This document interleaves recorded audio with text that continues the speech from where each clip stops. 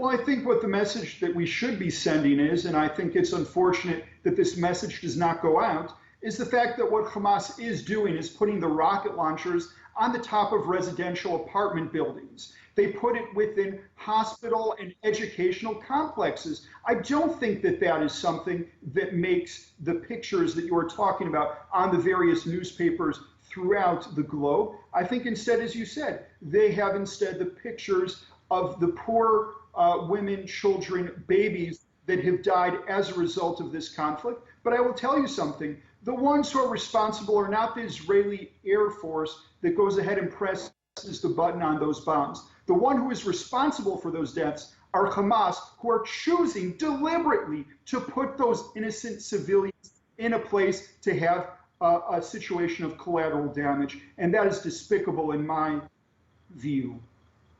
First, I think it's important to respond to the lies that were told by your other guest.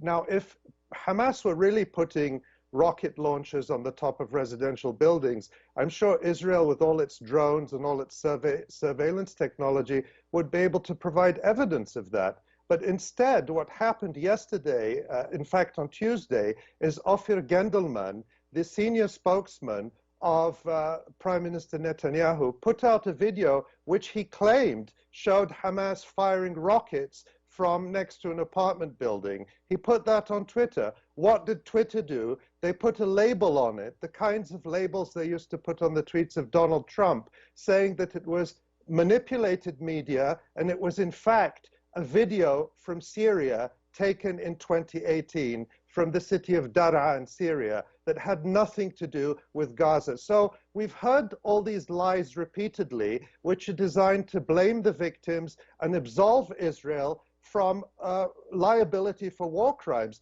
And if it were true that Hamas were placing civilians in harm's way, Israel would still be responsible legally for knowingly attacking sites where many civilians were present. So this is a lie that we hear repeated constantly.